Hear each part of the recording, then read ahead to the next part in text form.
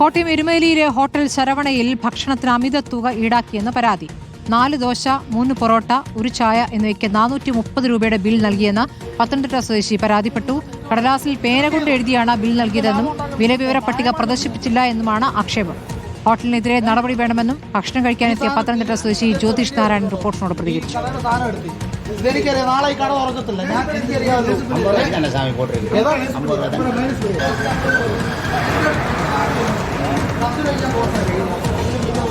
ഞങ്ങൾ ക്ഷേത്ര ദർശനമൊക്കെ കഴിഞ്ഞിട്ടൊന്ന് ഫുഡ് കഴിക്കാമെന്ന് ഓർത്ത് കയറിയതാണ്. ശരവണ ഹോട്ടലിലാണ് കയറിയത്, എരുമേലി. ഞങ്ങൾ ഫുഡ് കഴിച്ചു, തിരിച്ചിറങ്ങി വന്ന് ബില്ല് നോക്കിയപ്പോൾ ഏകദേശം ഒരു 430 രൂപ. ഞങ്ങൾ കഴിച്ചതെന്ന് പറഞ്ഞാൽ ഒരു 4 ദോശ, 3 പൊറോട്ട, 3 ചായ, അത്രയാണ് ഞങ്ങൾ കഴിച്ചത്.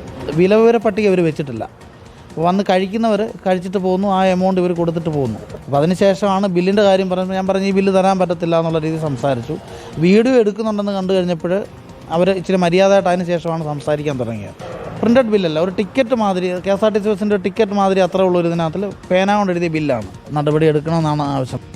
പ്രവീൺ പുരുഷോത്തമൻ വിവരങ്ങളുമായി. പ്രവീൺ, ഇപ്പോൾ പരാതിക്കാരന്റെ പ്രതികരണം നമ്മൾ കണ്ടു. എന്താണ് ഹോട്ടൽ ഉടമ ഇക്കാര്യത്തിൽ നൽകുന്ന വിസ്തീർണം?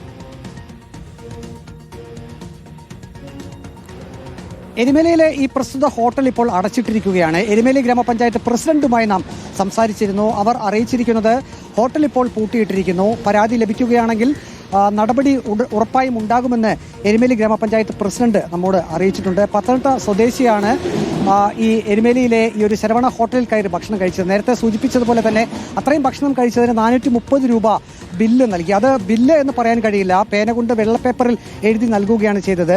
എന്തൊക്കെ ഭക്ഷണ പദാർത്ഥങ്ങൾ കഴിച്ചു, അതിൻ്റെ ഓരോന്നിൻ്റെയും വില എന്താണെന്നുള്ളത് ആ ബില്ലിൽ ഉണ്ടായിരുന്നില്ല. അതിനെ തുടർന്നാണ് ഈ പത്തനംതിട്ട സ്വദേശിയായിട്ടുള്ള ഇദ്ദേഹം ഹോട്ടൽ നടത്തിപ്പുകാരുമായി തർക്കം ഉണ്ടായത്. അവർ 50 രൂപ കുറച്ചു കൊടുക്കാമെന്ന് പറഞ്ഞു, പക്ഷേ അത് ഇദ്ദേഹം സമ്മതിച്ചില്ല. പിന്നീട് ഈ 430 രൂപയും നൽകി അദ്ദേഹം മടങ്ങുകയായിരുന്നു. അദ്ദേഹം പറയുന്നത് 50 രൂപ മാത്രം കയ്യിലുള്ള ഒരാളൊക്കെ വിശക്കുമ്പോൾ ഇത്തരം ഹോട്ടലുകളിൽ കയറിയാൽ ദോശയൊക്കെ കഴിക്കുമ്പോൾ ഈ 430 രൂപയൊക്കെ ബില്ല് വന്നാൽ സാധാരണക്കാർ എന്ത് ചെയ്യും എന്നുള്ളതാണ് അദ്ദേഹം ചോദിക്കുന്നത്. പൊറോട്ടയ്ക്ക് 12 രൂപ ഈടാക്കി എന്ന് പറയുന്നു. അപ്പോൾ ഒരു ദോശയ്ക്ക് 70 രൂപ വെച്ചാണ് ഈടാക്കിയത്. അങ്ങനെ 4 ദോശയ്ക്ക് അത്രയും രൂപയായി. ബാക്കി പൊറോട്ട, പിന്നെ ചായ.